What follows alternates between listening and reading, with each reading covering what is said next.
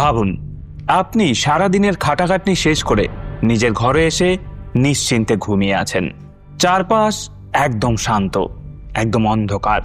আর সেই অন্ধকারেরই সুযোগ নিয়ে কোনো এক ছায়ার মতো খুনি নিঃশব্দে আপনার ঘরে ঢুকে পড়ে। কোনো আওয়াজ নেই, কোনো ওয়ার্নিং নেই। আচমকা মাঝরাতে একটা ভারী লোহার হাতুড়ি বা কোদাল সোজা এসে পড়ল আপনার কানের ঠিক নিচে।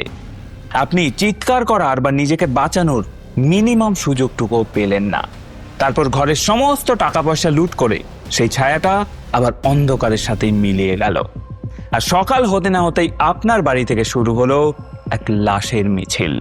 1970 দশকের শুরুতে ভারতের রাজস্থান, পাঞ্জাব আর হরিয়ানার বর্ডার এলাকাগুলোতে ঠিক এই রকম ভাবেই একটা দুঃস্বপ্ন নেমে এসেছিল। দিন শেষে সূর্য ডুবলেই পুরো এলাকাটা থমথমে হয়ে যেত। মানুষ বুঝতে পারছিল ঘরের শক্ত দেয়াল কিংবা বন্ধ দরজাও আর তাদেরকে বাঁচাতে পারবে না। ফলে রাতের ঘুম উধাও। জীবন বাঁচানোর জন্য বেছে নিতে হয়েছিল একটা অভিনব কষ্টের পথ। সেই সময় প্রাণ বাঁচানোর জন্য গ্রামের পুরুষেরা দল বেঁধে রাতের বেলা পালা করে পাহারা দিতে শুরু করেছিল। মানে গ্রামের অর্ধেক মানুষ যখন লাঠি হাতে রাত জাগত, বাকি অর্ধেক তখন প্রচন্ড আতঙ্কে চোখের পাতা বন্ধ করে প্রহর গুনত কেবল সকাল হওয়ার। আর সব থেকে অদ্ভুত ব্যাপার কি ছিল জানেন? মাত্র 18 মাসের মধ্যেই এই নির্মম নরপিশাচের শিকার হয়েছিল 60 জনেরও বেশি নিরপরাধ ছাপোষা মানুষ। অথচ এতগুলো খুনের পরেও পুলিশ প্রশাসন কিচ্ছু করতে পারেনি। খুনি এতটাই চতুর ছিল যে ঘটনাস্থল থেকে কোনো ফিঙ্গারপ্রিন্ট বা পায়ের ছাপ পর্যন্ত পাওয়া যেত না। এমনকি সে কি অস্ত্র ব্যবহার করে খুনগুলো করছে সেটাও বোঝার কোনো উপায় ছিল না। আর যেহেতু আক্রান্তদের কাউকেই সে বাঁচিয়ে রাখেনি, তাই পুলিশের কাছে কোনো প্রত্যক্ষদর্শী বা খুনির স্কেচ বানানোর মতো সামান্য হুলিয়াটুকুও ছিল না। পুলিশও তখন মনে মনে ভাবতে শুরু করে দিয়েছিল এটা কোনো মানুষ নয়, বরং কোনো অদৃশ্য পিশাচের কাজ। যে পিশাচ অন্ধকার থেকে বেরিয়ে নিজের শিকার করে তারপর আবার অন্ধকারে মিলিয়ে যায়। নমস্কার, আমি অপূর্ব। আর আজকে আমরা যে কেসটা নিয়ে কথা বলতে যাচ্ছি সেটা মোটেও কোনো সাধারণ কেস নয়। আমরা সাধারণত ক্রাইম থ্রিলার সিনেমায় যে ধরনের সাইকোপ্যাথ বা সিরিয়াল কিলারদেরকে দেখে অভ্যস্ত, আজকের ঘটনাটা তার চেয়েও বেশি থ্রিলিং এবং শকিং। একজন মানুষ যে কতটা ঠান্ডা মাথার এবং কতটা নিষ্ঠুর হতে পারে আর কিভাবে একটা গোটা এলাকার ঘুম কেড়ে নিতে পারে, এই কেসটা না শুনলে সেটা আপনারা বিশ্বাসও করতে পারবেন না।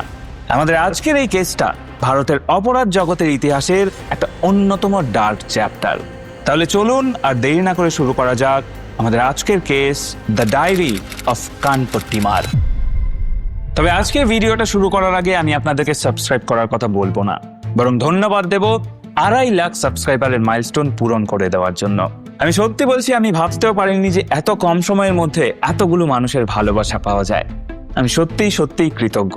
এভাবেই জুড়ে থাকবেন, এভাবেই উৎসাহ দিয়ে যাবেন এবং আমরাও চেষ্টা করব প্রতিনিয়ত আপনাদের জন্য আরো বেটার থেকে বেটার কন্টেন্ট নিয়ে আসার।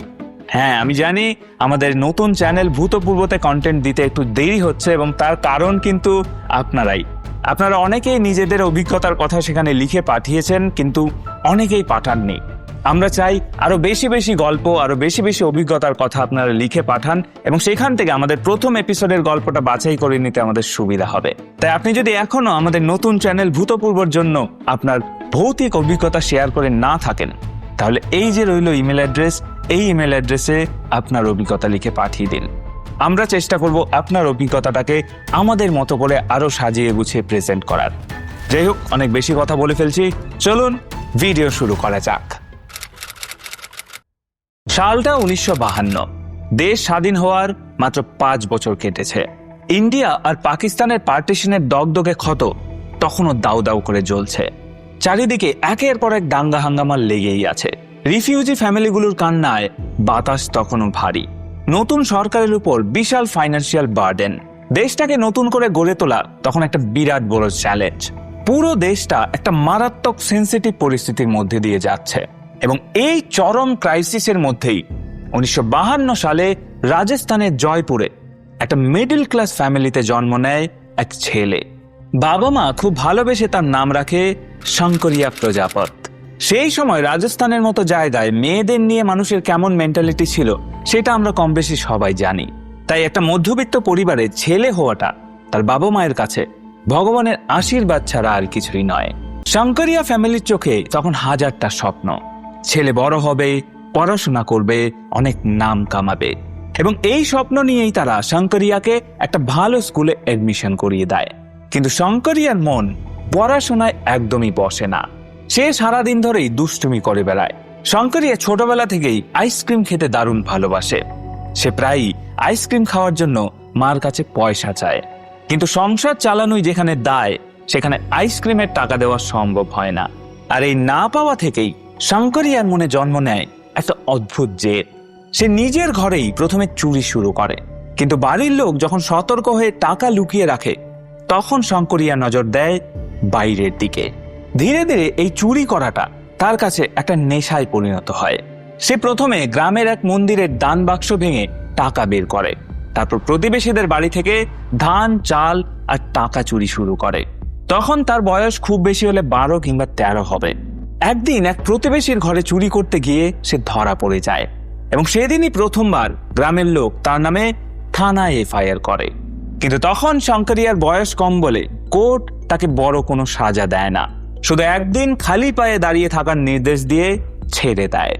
আদালত ভেবেছিল বয়সের সাথে সাথে ছেলেটা হয়তো শুধরে যাবে, কিন্তু ঘটল তার ঠিক উল্টো। মাত্র কিছুদিনের মধ্যেই সে আবার চুরি করে, এবং এবার আর পার পায় না। তাকে সরাসরি চলে যেতে হয় জেলের 4 দেয়ালের মধ্যে, এবং এরপর থেকে জেলে যাওয়া আসাটা তার কাছে যেন একটা লাইফস্টাইল হয়ে দাঁড়ায়। তবে জেলখানার এই অন্ধকার ঘরই তাকে সাধারণ একটা চোর থেকে দানব বানিয়ে তোলে। গঙ্গানগর ডিস্ট্রিক্ট জেলে থাকার সময় তার পরিচয় হয় সুভাষ নামের এক পুরনো কয়েদির সাথে। শঙ্করিয়া তার কাছে জানতে চায় কিভাবে চুরি করলে ধরা পড়তে হয় না, এবং সুভাষ একজন পাকা চোরের মতো তাকে 3টে টিপস দেয়। 1, চুরি সবসময় ফাঁকা জায়গায় করতে হয়, এবং 2, সোনার গয়না চুরি করা যাবে না, এবং 3, চুরির আগে ঘরের মানুষকে অজ্ঞান করে দিতে হয় যাতে কেউ চিনতে না পারে। আর এই তৃতীয় পয়েন্টটাই শঙ্করিয়ার মাথায় গেঁথে যায়। এর কিছুদিন পর চুরির অন্য একটা কেসে সে যোধপুর জেলে যায়, এবং সেখানে তার দেখা হয় বুদ্ধরাম জাট নামের এক মার্ডার কেসের কয়েদির সাথে। জেলখানার ভেতরে বুদ্ধরামের রাজকীয় ভাব আর দাপট দেখে শঙ্করিয়া অবাক হয়ে যায়। সে সোজা গিয়ে বুদ্ধরামকে জিজ্ঞেস করে জেলে থেকেও এত দাপট কিভাবে, এবং বুদ্ধরাম হেসে বলে, তুমিও একটা খুন করে এসো, দেখবে তোমারও দাপট হয়ে গেছে।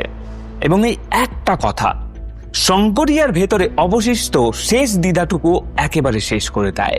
1971 সাল, 19 বছর বয়সে শঙ্করিয়া যোধপুর জেল থেকে বের হয়। ততদিনে তার গায়ে স্থায়ীভাবে চোর তকমাটা লেগে গেছে। তার জন্য তার পরিবার সমাজে মুখ দেখাতে পারে না বললেই চলে, এবং এই অপমান সহ্য করতে না পেরে তার বাবা মা তাকে ঘর থেকে বের করে দেয়। এমনকি তারা নিজেরাও গ্রাম ছেড়ে অন্য জায়গায় চলে যায়। শঙ্করিয়া তখন নিজের আসল পরিচয় লুকিয়ে জয়পুরে চলে আসে, এবং সে নাম বদলে নিজের নাম রাখে রতন লাল। দিনের বেলা সে সাধারণ রিক্সা চালকের ভান করে, আর রাত হলেই মানুষের ঘরে চুরি করতে বের হয়ে যায়। একদিন একটা চুরি করার জন্য সে এক সাধুর কুটিরে ঢোকে, এবং সেখানে ঢুকেই গুরু সুভাষের কথা তার মনে পড়ে যায়। সে ঘরের এক কোণে থাকা একটা ভারী লোহার চিমটা তুলে নেয়, তারপর ঘুমন্ত সাধুর কানের পেছনে অর্থাৎ কান পট্টিতে সজোরে সেই চিমটাটা দিয়ে আঘাত করে। সাধু সঙ্গে সঙ্গে অজ্ঞান হয়ে মাটিতে পড়ে যায়, এবং তখন শঙ্করিয়া শান্ত মাথায় ঘরের সমস্ত টাকা পয়সা লুট করে নেয়। এবং এই প্রথমবার কোনো ঝামেলা ঝঞ্ঝাট ছাড়া এত সহজেই চুরি করতে পেরে সে একটা দারুণ রোমাঞ্চ অনুভব করে। চুরির আগে মানুষকে কানের নিচে আঘাত করে অজ্ঞান করে দেওয়াটা তার কাছে একটা সিগনেচারে পরিণত হয়। আর ঠিক এইখান থেকেই শুরু হয় তার এই ভয়ঙ্কর যাত্রা। সাধুর কুটিরে প্রথমবার চিমটা দিয়ে আঘাত করার সাফল্য শঙ্করিয়ার মানসিকতা পুরোপুরি বদলে দেয়। চুরি করার সাথে সাথে এবার তার মাথায় ভর করে প্রতিশোধের ভূত। সে চক্ষসে তাদের উপর আক্রমণ করার যারা অতীতে তার চুরির কেসে সাক্ষ্য দিয়ে তাকে জেলে পাঠিয়েছিল। এরপর 1971 সালের মাঝামাঝি সময়ের কথা। সেই রাতে শঙ্করিয়া হানা দেয় তার এক পুরনো শত্রু হরনেক সিং নামের এক কৃষকের বাড়িতে। কিন্তু সৌভাগ্যবশত হরনেক সিং সেই রাতে ঘরে ছিল না। চারপাইতে ঘুমিয়েছিল তার স্ত্রী আর 2 ছেলে এবং এক মেয়ে। এবং প্রতিশোধ নিতে গিয়ে হরনেক সিংকে না পেয়ে শঙ্করিয়ার মাথায় একদম রক্ত চড়ে যায়।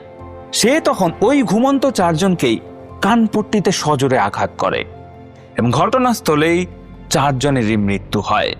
এবং এরপর যথারীতি ঘরের সমস্ত টাকা পয়সা নিয়ে সে পালিয়ে যায়। এবং এই হত্যাকাণ্ডের পর শঙ্করিয়ার ক্ষোভ আরো বেড়ে যায়। সে বেছে নেয় তার পরের শিকার মনিরাম মেঘওয়ালকে। একদিন গভীর রাতে মনিরামের ঘরে ঢুকে শঙ্করিয়া। তারপর একটা লোহার হাতুড়ি দিয়ে সে একে একে মনিরাম, তার স্ত্রী, তার ছেলে এবং কাজের লোকের কানপট্টিতে সজোরে আঘাত করে 4 জনকেই নির্মমভাবে খুন করে সেখান থেকে টাকা পয়সা নিয়ে পালিয়ে যায়। এবার রাজস্থানে একের পর এক এই রক্তপাত ঘটিয়ে শঙ্করিয়া কিন্তু থেমে যায় না। সে তার এই কাজের এলাকা আরো বাড়িয়ে নেয়। রাজস্থান থেকে বের হয়ে সে ছড়িয়ে পড়ে হরিয়ানা আর পাঞ্জাবে। এই 3টে রাজ্যের সীমান্তবর্তী এলাকাগুলো ছিল শঙ্করিয়ার মূল রাজত্ব, যাকে বলা যায় বর্ডার ট্রায়াঙ্গল। রাজস্থানের শ্রীগঙ্গানগর আর হনুমানগড়, পাঞ্জাবের ভাটিন্ডা, ফিরোজপুর, ফাজিলকা আর আবোহর, আর হরিয়ানার শীর্ষা এবং ডাবওয়ালি। এই এতগুলো এলাকা জুড়ে শঙ্করিয়া তাণ্ডব চালায়। সে একই জায়গায় বেশি দিন থাকতো না। 200 থেকে 300 কিলোমিটার রেডিয়াসে সে সবসময় জায়গা বদলাতে থাকতো, যার ফলে পুলিশ তাকে ট্র্যাক করতে গিয়ে রীতিমতো হিমশিম খেয়ে যাচ্ছিল। শঙ্করিয়ার কাজ করার ধরনটা কিন্তু বেশ অদ্ভুত। জ্যৈষ্ঠ মাসের ভীষণ গরমের মধ্যেও সে শরীরে একটা মোটা কম্বল জড়িয়ে রাখে, কারণ ওই কম্বলের ভেতরেই লুকিয়ে থাকে হাতুড়ি, কাঠের শক্ত টুকরো বা কোদাল। রাস্তায় তাকে দেখে বোঝার কোনো উপায়ই নেই যে সে কি প্ল্যান করছে। সে যখনই কারো ঘরে ঢুকত, পেছন থেকে সোজা মানুষটার রগে বা কানের নিচে সজোরে আঘাত করত। তার গুরু সুভাষের টিপস মেনে সে মূলত মানুষকে অজ্ঞান করতে চাইতো, কিন্তু তার আঘাতের উপর কোনো নিয়ন্ত্রণ থাকতো না। প্রচন্ড ক্ষোভ আর শক্তির চোটে প্রায় প্রত্যেকটা মানুষই মারা যেত। সেই সময়কার বিভিন্ন পত্রপত্রিকায় এই একই প্যাটার্নের সিরিয়াল কিলিং এর কথা চারিদিকে ছড়িয়ে পড়ে এবং রাতারাতি একটা খবরের কাগজ এই নাম না জানা সিরিয়াল কিলারের নাম দিয়ে দেয় কানপট্টি মার। সবসময় যে সে নিজের কাছে অস্ত্র রাখত তেমনটাও কিন্তু নয়। ঘরে ঢুকে যেটা সামনে পেত সেটাকেই নিজের ওয়েপেন বানিয়ে নিত এই কানপট্টি মার। কখনো কোনো কাঠের টুকরো, কখনো লোহার চিমটা, আবার কখনো কোদাল দিয়ে ঘাড় ভেঙে দিত ভিকটিমদের। এবং এইভাবে যত দিন যেতে থাকে শঙ্করিয়া একজন সাধারণ অপরাধী থেকে একটা রক্তখেকো সাইকোপ্যাথে পরিণত হয়। তার চুরি করার উদ্দেশ্যটা ধীরে ধীরে ঝাপসা হয়ে যায় এবং তখন মরতে থাকা মানুষের শেষ মুহূর্তের গোঙানি আর ছটপটানি দেখার একটা বিকৃত নেশা তাকে পেয়ে বসে। যন্ত্রণায় ছটপট করতে থাকা মানুষের আর্তনাদ তার কানে কোনো মেলোডিয়াস মিউজিকের মতো লাগতে শুরু করে। আর এই পিশাচ সুলভ আনন্দ পাওয়ার জন্য সে আরো হিংস্র হয়ে ওঠে। মানুষ যখন যন্ত্রণায় কাতরায় সে তখন আরো জোরে বারবার আঘাত করতে থাকে এবং এখন চুরির থেকেও শুধুমাত্র মানুষের ওই মৃত্যু চিৎকার শোনার বিকৃত তাগিদে সে একের পর এক পরিবার ধ্বংস করতে থাকে। 1973 সালের সেপ্টেম্বর মাস। বর্ডার ট্রায়াঙ্গলের পরিস্থিতি তখন হাতের বাইরে চলে যায়। খুনের সংখ্যা এত দ্রুত বাড়তে থাকে যে পুরো এলাকা জুড়ে হাহাকার পড়ে যায়। শুধুমাত্র রাজস্থানের শ্রীগঙ্গানগরেই এই একই প্যাটার্নে 15টা কেস ঘটে যায় এবং এই টানা হত্যাকাণ্ডের কথা শেষ পর্যন্ত গিয়ে ওঠে রাজস্থানের অ্যাসেম্বলিতে। সেখানকার বিধায়করা মুখ্যমন্ত্রীর কাছে সাধারণ মানুষকে বাঁচানোর জন্য আর্জি জানায় এবং অবস্থা বেগতিক দেখে তখন রাজস্থানের মুখ্যমন্ত্রী বরকতুল্লাহ খান খুনির মাথার দাম 5,000 টাকা ঘোষণা করে। একটা কথা মনে রাখবেন, সেই সময় 5,000 টাকা মানে আজকে প্রায় 5 লাখ টাকার সমান। তবুও ওই কানপট্টি মারের তাণ্ডব এক ফোঁটাও কমে না। ততদিনে রাজস্থান, হরিয়ানা আর পাঞ্জাবের বিস্তীর্ণ এলাকা জুড়ে অলরেডি প্রায় 60খানা সেম কেস ঘটে গেছে। এবং 1973 সালের 9 সেপ্টেম্বর সকাল ঠিক 7টা বাজে রাজস্থানের শ্রীগঙ্গানগর জেলার একটা ছোট্ট মফস্বল শহর সাদুল, সেখানে রোজগার মতোই শ্যাম সিং নামের এক ভদ্রলোক ওখানকার একটা গুরুদুয়ারে যাচ্ছেন। ওনার প্রতিদিনের কাজ সকাল সকাল গিয়ে গুরুদুয়ারা পরিষ্কার করে সেখানে ধূপ জ্বালানো। কিন্তু সেদিন গুরুদুয়ারের গেটের সামনে পৌঁছাতেই শ্যাম সিং এর কেমন যেন একটা খটকা লাগে। গেটটা বাইরে থেকে বন্ধ, আর চারিদিকটা একেবারে থমথমে হয়ে আছে, কোথাও কোনো সারা শব্দ নেই। এবার শ্যাম সিং ভাবেন কেয়ারটেকাররা হয়তো এখনো ঘুম থেকে উঠেনি। তিনি আর কিছু না ভেবে গুরুদুয়ারের দরজাটা খুলে ভেতরে ঢুকলেন। কিন্তু দরজাটা খোলার পর গুরুদুয়ারের ভেতরে তার জন্য যে দৃশ্য অপেক্ষা করছিল সেটার জন্য উনি তো দূর, যে কোনো সাধারণ মানুষ প্রস্তুত থাকতে পারে না। গুরুদুয়ারের দরজাটা খুলতেই শ্যাম সিং দেখতে পান গুরুদুয়ারের 3 জন কেয়ারটেকার যার যার খাটের উপর শুয়ে আছেন, আর পুরো খাট রক্তে ভেসে যাচ্ছে। শুধু তাই নয়, ঘরের সমস্ত জিনিসপত্র মেঝেতে ছড়ানো, আলমারি আর ঘরের সমস্ত তালা ভাঙা। পুরো জায়গাটা দেখে মনে হচ্ছিল মাত্র কয়েক মিনিট আগে ওই ঘরের উপর দিয়ে কোনো প্রলয়ঙ্কারী ঝড় বয়ে গেছে। যাই হোক, তো এই হাড়হিম করা দৃশ্য দেখে শ্যাম সিং এর বুকটা রীতিমতো কেঁপে ওঠে। উনি সেখানে আর এক ফোঁটাও সময় নষ্ট না করে সোজা চলে যান গ্রামে, এবং সেখানে গিয়ে হাঁপাতে হাঁপাতে সবাইকে গুরুদুয়ারের এই ভয়াবহ কাণ্ডের কথা বলে। এবং এই খবরটা শোনা মাত্রই কয়েকজন গ্রামবাসী শ্যাম সিং এর সাথে গুরুদুয়ারের দিকে ছোটেন। কিন্তু ততক্ষণে অনেকটাই দেরি হয়ে গেছে। কেয়ারটেকার কর্তার সিং তখন অলরেডি শেষ নিঃশ্বাস ত্যাগ করেছে, এবং বাকি দুজন মানে মাদা সিং এবং ওয়াজির সিং ব্যথায় এবং যন্ত্রণায় ছটপট করে চিৎকার করছে। গ্রামবাসীরা তখন একটুও সময় নষ্ট না করে তাদের দুজনকে তাড়াতাড়ি করে হাসপাতালে নিয়ে যাওয়ার ব্যবস্থা করে। কিন্তু দুর্ভাগ্যবশত মাদা সিং এর চোট এতটাই সিরিয়াস ছিল যে হাসপাতালে যাওয়ার পথেই তার মৃত্যু হয়। এখন বেঁচে রইল কেবল ওয়াজির সিং। উনিই তখন একমাত্র ব্যক্তি যিনি বলতে পারেন যে সেই কাল রাত্রিতে আসলে কি ঘটেছিল। কিন্তু এখানেও একটা চরম ট্র্যাজেডি ঘটে যায়। ওয়াজির সিং চোখে দেখতে পেতেন না, উনি একজন জন্মান্ধ, যার কারণে ওই অন্ধকারে কে বা কারা এই হামলা চালিয়েছে সেই সম্পর্কে ওনার বিন্দুমাত্র আইডিয়া ছিল না। একটা পবিত্র ধর্মীয় স্থানে যে এইরকম জঘন্য অপরাধ হতে পারে সেটা হয়তো স্বপ্নেও কেউ ভাবেনি। পুরো এলাকাটা জুড়ে জাস্ট একটা আতঙ্কের পরিবেশ তৈরি হয়ে যায়। এদিকে গুরুদুয়ারের মতো পবিত্র জায়গায় এই নৃশংস কেসটা পুরো শিখ কমিউনিটিকে তাতিয়ে তোলে। শত শত মানুষ রাস্তায় নেমে প্রোটেস্ট শুরু করে, এবং তখন পুলিশের উপরেও উপর মহল থেকে বিরাট প্রেশার আসে। শ্রীগঙ্গানগরের এসপি শ্যাম প্রতাপ সিং তখন সোজা এই কেসের ইনভেস্টিগেশনের দায়িত্ব নিজের হাতে তুলে নেন। সবার প্রথমে তিনি একটা স্পেশাল টিম গঠন করে স্পটে চলে যান। সেখানে গিয়ে রক্ত এবং ফিঙ্গারপ্রিন্টের স্যাম্পল কালেক্ট করেন। কিন্তু তখনকার দিনে সায়েন্টিফিক সোর্স কম থাকায় স্পট থেকে কাজের মতো কোনো ক্লু মেলে না। তখন এসপি শ্যামপ্রতাপ সিং সাদুল শহরের লোকাল সোর্সকে কাজে লাগান। তিনি নিজের অফিসারদেরকে লোকাল লোকজনকে ইন্টারোগেশন করার নির্দেশ দেয়। সাদুল শহর এমনিতে বেশ ছোট জায়গা, তাই রাতের বেলা বাইরে থেকে কোনো স্ট্রেঞ্জার এলে কারুর না কারুর নজরে পড়ার চান্স অনেকটাই বেশি। এবং টানা জিজ্ঞাসাবাদের পর পুলিশ পেয়ে যায় তাদের প্রথম সলিড ইনফরমেশন। একজন সাক্ষী পুলিশকে জানায় ওই ঘটনার দিন রাত্রেবেলা সে একজন অচেনা লোককে রেল লাইনের পাশ দিয়ে সাদুল শহর স্টেশনের দিকে হেঁটে যেতে দেখেছে। এবং এই খবরটা পাওয়া মাত্রই এসপি শ্যাম প্রতাপ সিং কোনো টাইম ওয়েস্ট করে না। তিনি পুলিশ টিমকে নিয়ে সোজা চলে যান সাদুল শহর রেলওয়ে স্টেশনে, এবং 9 তারিখ রাতে ইস্যু হওয়া প্রত্যেকটা টিকিটের ডিটেলস চেক করার অর্ডার দেন। সাদুল শহরের মতো ছোট্ট স্টেশনে রাতের বেলা ট্রাভেল করার মতো প্যাসেঞ্জার খুব কমই আছে, তাই টিকিট কাউন্টারের বুকিং খাতাটা চেক করতেই একটা বড় লিড বেরিয়ে আসে। দেখা যায় গুরুদুয়ারে অ্যাটাকে ঠিক পরপরই ভোরবেলা সাদুল শহর থেকে পাঞ্জাবের ভাটিন্ডা যাওয়ার একটা টিকিট কাটা হয়েছে। অফিসাররা তখনই ভাটিন্ডা স্টেশনে গিয়ে খাতা চেক করেন, এবং সেখানে দেখা যায় সেখান থেকেও উল্টো রুটে সিদুল শহর আসার একটা টিকিট রেজিস্টার করা আছে। পাঞ্জাবের ভাটিন্ডাতেও একই টাইমে ঠিক এই স্টাইলে কয়েকটা মার্ডার হয়েছিল। এই যাতায়াতের প্যাটার্ন দেখে পুলিশ নিশ্চিত হয়ে যায় যে এই সাথে ভাটিন্ডার কোনো না কোনো লিঙ্ক তো অবশ্যই রয়েছে। কিন্তু ভাটিন্ডার ক্লু হাতে এলেও খুনির কোনো ফেস বা নাম পুলিশের তখনও জানা ছিল না। আর এই ফাঁদ থেকে বের হতে এসপি প্রতাপ সিং একটা আইডিয়া বার করেন।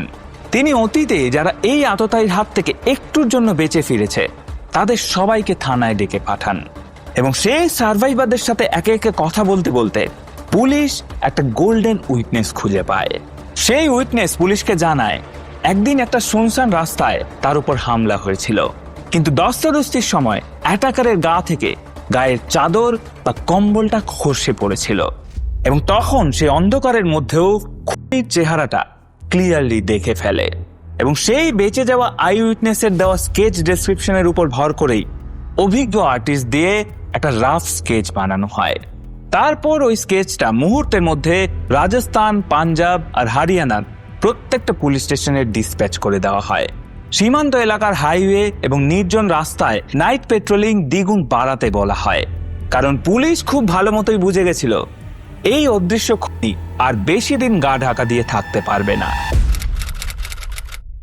স্কেচ ছড়ানোর পর থেকে পুলিশ চারিদিকে জাল বিছিয়ে রাখে এবং শেষ পর্যন্ত সেই অপেক্ষার অবসান ঘটে 1974 সালের 3 জুন। রাজস্থানের জয়পুরের একটা নির্জন রাস্তায় রাতের বেলা পুলিশ টিম পেট্রোলিং করছিল। জুন মাসের খাঁ খাঁ গরম, তার মধ্যেও একটা লোক গায়ে মোটা কম্বল জড়িয়ে হেঁটে যাচ্ছে এবং পুলিশের গাড়ি দেখলেই সে ভয় পেয়ে কোনো গাছের আড়ালে লুকানোর চেষ্টা করছে। এই প্রচন্ড গরমে কম্বল মুড়ি দেওয়ার এই অদ্ভুত বিহেভিয়ার, এইটা দেখে পুলিশ অফিসারদের সন্দেহ হয়। পুলিশ স্পটে গিয়ে সোজা গাছের আড়াল থেকে ওই লোকটাকে ধরে ফেলে এবং লোকটাকে ধরে গাড়ির হেডলাইটের সামনে দাঁড় করাতেই অফিসারদের চোখ ছানা বড়া হয়ে যায়। অতীতের বেঁচে যাওয়া আই উইটনেসের বর্ণনায় তৈরি সেই রাফ স্কেচের সাথে এই লোকটার মুখ হুবহু মিলে যাচ্ছে। এরপর আর এক ফোঁটাও সময় নষ্ট না করে পুলিশ তাকে ধরে সোজা থানায় নিয়ে আসে এবং সেখানে শুরু হয় ইন্টারোগেশন। কিন্তু ইন্টারোগেশনের শুরুতে সে নিজেকে খুব সাধারণ একজন রিক্সা চালক বলে দাবি করে এবং নিজের নাম জানায় রতন লাল। কিন্তু পুলিশ এসব কিছুই বিশ্বাস করে না। অফিসাররা তারপর নিজেদের স্টাইলে তাকে জিজ্ঞেস করে এবং 3rd ডিগ্রি চাপে পড়ে শেষমেশ সে স্বীকার করে তার আসল নাম শঙ্করিয়া। তবে নাম মানলেও 3 রাজ্যের এতগুলো মার্ডারের সাথে নিজের নাম জুড়তে চায় না সে। অফিসাররা তাকে একই প্রশ্ন রিপিটেডলি জিজ্ঞেস করে যান, 3টে রাজ্যের এই 7টা খুন কি তুই করেছিস? এবং এইভাবে টানা কয়েকদিন ধরে এক নাগারে জেরা এবং মারধরের পর হঠাৎ করে শঙ্করিয়ার ভেতরে একটা পাগলামি চেপে বসে। সে হঠাৎ করে মাথা তুলে অফিসারদের দিকে তাকিয়ে চেঁচিয়ে ওঠে, সাহেব 7টা নয় 70টা মেরেছি। হ্যাঁ, আমি সেই কানপট্টিমার সিরিয়াল কিলার। এই কথাটা শোনার সাথে সাথেই ইন্টারোগেশন রুম একদম পিন ড্রপ সাইলেন্স হয়ে যায়। অফিসাররা হতবাক হয়ে দেখে তাদের সামনে দাঁড়িয়ে থাকা 25 বছরের রোগা পাতলা একটা ছোকরা, যাকে দেখে হয়তো আন্দাজও করা যায় না যে সে এত বড় জল্লাদ হতে পারে। এরপর শঙ্করিয়া আর কোনো দ্বিধা ছাড়াই একের পর এক 50টা মার্ডারের ডেট, টাইম এবং স্পটের নিখুঁত বিবরণ মুখস্থ বলে যায় এবং সে কথাগুলো এমনভাবে বলছিল শুনে মনে হবে সে কোনো ক্রাইমের কথা নয়, বরং সে নিজের জীবনের সাকসেসফুল হওয়ার গল্প বলছে। এরপর পুলিশ যখন তার এই কাজের পেছনে মোটিভ জানতে চায়, সে একটা শকিং উত্তর দেয়। সে জানায় মানুষ যখন কানের নিচে সজোরে অ্যাটাক খেয়ে যন্ত্রণায় ছটফট করত, সেই আর্তনাদ শুনতে তার দারুণ লাগতো। ওটা নাকি শঙ্করিয়ার কাছে একটা মেলোডিয়াস মিউজিক ছিল। এবং এই ভয়ঙ্কর স্বীকারোক্তির পর পুলিশ সায়েন্টিফিক এভিডেন্স জোগাড় করা শুরু করে। তখন সেই গ্রামের গুরুদুয়ারা সহ নানান ক্রাইম সিন থেকে ফিঙ্গারপ্রিন্ট এবং বিভিন্ন স্যাম্পল কালেক্ট করা হয় এবং সেটা শঙ্করিয়ার ফিঙ্গারপ্রিন্টের সাথে ম্যাচ করানো হয় এবং ল্যাব রিপোর্টে স্যাম্পলগুলো হুবহু মিলে যায়। এরপর পুলিশ তাকে প্রত্যেকটা ক্রাইম রিক্রিয়েশনের জন্য নিয়ে যায় এবং শঙ্করিয়া কোনো রকম ভুল ছাড়াই প্রত্যেকটা স্পট চিনে ফেলে। এক গ্রামে গিয়ে সে অফিসারদের দিকে তাকিয়ে শয়তানি হাসি এসে বলে, সাহেব হাত পায়ের বাঁধনটা একবার খুলে দিন, তারপর দেখাচ্ছি এখানে কাকে কিভাবে মেরেছিলাম। শঙ্করিয়ার এই ফেসিয়াল এক্সপ্রেশন আর ভয়েস দেখে পাশে দাঁড়িয়ে থাকা লোকজনেরও বুক কেঁপে ওঠে। এরপর এই কেসটা চলে যায় জয়পুর সিআইডির হাতে। সেখান থেকে কেস ফাইল পাঠানো হয় শ্রীগঙ্গানগর সেশন কোর্টে এবং পুলিশ আদালতের সামনে 70টা কেসের মধ্যে 63টা কেসের সলিড এভিডেন্স, ফরেন্সিক রিপোর্ট আর আই উইটনেস তুলে ধরে এবং আদালত এই কেসটাকে একটা rarest of the rare case হিসেবে চিহ্নিত করে এবং সমস্ত প্রমাণ দেখে 1975 সালের 27 জুন সেশন কোর্ট শঙ্করিয়া প্রজাপতিকে ফাঁসির আদেশ শোনায়। পরবর্তীতে শঙ্করিয়ার অ্যাডভোকেট মনিরাম জালব হাইকোর্ট এবং সুপ্রিম কোর্টের কাছে এই সাজার বিরুদ্ধে আপিল করে, কিন্তু ক্রাইমের ভয়াবহতা দেখে প্রত্যেকটা কোর্ট এই ডেথ সেন্টেন্সটাই বহাল রাখে। এরপর শেষ চেষ্টা হিসেবে ভারতের তৎকালীন প্রেসিডেন্ট ফখরুদ্দিন আলী আহমেদের কাছে মার্সি পিটিশনও পাঠানো হয়, কিন্তু প্রেসিডেন্টের অফিস থেকেও সেটা রিজেক্ট হয়ে যায় এবং সবশেষে 1979 সালের 16 মে সকালবেলা মাত্র 27 বছর বয়সে কানপট্টিমার শঙ্করিয়াকে ফাঁসি কাটে ঝোলানো হয়। আর তার সাথে সাথেই শেষ হয় উত্তর ভারতের 3টে রাজ্য কাঁপানো এই রক্তাক্ত অধ্যায়ের। তবে অনেকে বলেন ফাঁসির ঠিক কয়েকদিন আগে শঙ্করিয়ার মধ্যে একটা অন্য মানসিক পরিবর্তন দেখা গেছে। সে সেন্ট্রাল জেলের এক পুলিশ অফিসারকে নিজের অনুশোচনার কথা জানিয়েছে। সে বলেছে, আমি যেসব মার্ডার করেছি সেগুলো একদম ফালতু ছিল। আমি চাই না আমার মতো আর কেউ এই রাস্তায় আসুক। হতে পারে অনেকদিন জেলে থাকার ফলে মানুষের মধ্যে অনুশোচনা জন্মায়, হয়তো শঙ্করিয়ারও এটাই হয়েছিল। তবে এই কেসের আরও একটা ইন্টারেস্টিং ট্রাভিয়া বলি। শঙ্করিয়ার ঘটনা আজও মানুষের মনে কিন্তু টাটকা। বিখ্যাত ওটিটি প্ল্যাটফর্ম অ্যামাজন প্রাইমের একটা পপুলার সিরিজ পাতাল লোকের সেই সাইকো ক্যারেক্টার হাতুড়া ত্যাগীর কথা মনে আছে? এই হাতুড়ি দিয়ে মানুষের মাথায় অ্যাটাক করার ধারণাটা আসলে এই শঙ্করিয়া প্রজাপতির রিয়েল লাইফ কেস থেকেই ইন্সপায়ার্ড। যাই হোক, এই চরম হিংস্র মানসিকতা কিন্তু একদিনে তৈরি হয়নি। এর পেছনে ছিল তার অন্ধকার শৈশব। ছোটবেলা থেকেই পড়াশোনায় ভালো না হওয়ার কারণে তার পরিবারের থেকে সে কোনোদিন ভালোবাসা বা সাপোর্টটা পায়নি। বাবা মা এক প্রকার তার উপর থেকে হাতই তুলে নিয়েছিল এবং পরিবারের পর সমাজও তাকে কোনো দ্বিতীয় সুযোগ দেয়নি। পেটের খিদে মেটাতে করা ছোটখাটো চুরিগুলোর জন্য পাড়া প্রতিবেশীরা তাকে শুধু মারধরই করেনি, তার গায়ে চিরতরে লাগিয়ে দিয়েছিল দাগী অপরাধীর সিলমোহর। পরিবারের চরম অবহেলা আর সমাজের এই ঘৃণা শঙ্করিয়ার ভেতরে একটা পুঞ্জীভূত বিষ তৈরি করে, আর সেই বিষই তাকে রাজস্থানের একজন সাধারণ ছেলে থেকে রূপান্তর করে ভারতের অপরাধের ইতিহাসের অন্যতম কুখ্যাত হ্যামার কিলার কানপট্টিমার শঙ্করিয়ায়। অবশ্য ভারতের বিচার ব্যবস্থার ইতিহাসে এই কেসটা অন্যতম দ্রুততম বিচার বা স্পিডি ট্রায়াল হিসেবেই পরিচিত। একজন ভয়ঙ্কর সিরিয়াল কিলারকে অত্যন্ত কম সময়ের মধ্যে তার প্রাপ্য সাজা পৌঁছে দেওয়া সম্ভব হয়েছিল। তবে শেষ করার আগে একটা কথা বলি, কানপট্টিমার শঙ্করিয়ার মতো কোনো সাইকো কিলার যদি আজকের যুগে থাকতো, তবে সে কি এই টেকনোলজির যুগে এতগুলো ক্রাইম করতে পারত, নাকি আজকের আইনি লুপ হোলের সুবিধা নিয়ে সে শাস্তির হাত থেকে বেঁচে ঘুরে বেড়াতো? আপনার কি মনে হয় সেটা অবশ্যই কমেন্ট করে জানাবেন। আমরা এই ভিডিওটা এখানে শেষ করছি। দেখা হচ্ছে অন্য কোনো ভিডিওতে। ততক্ষণ অবধি ভালো থাকবেন, সুস্থ থাকবেন এবং সব সময় সাবধান থাকবেন।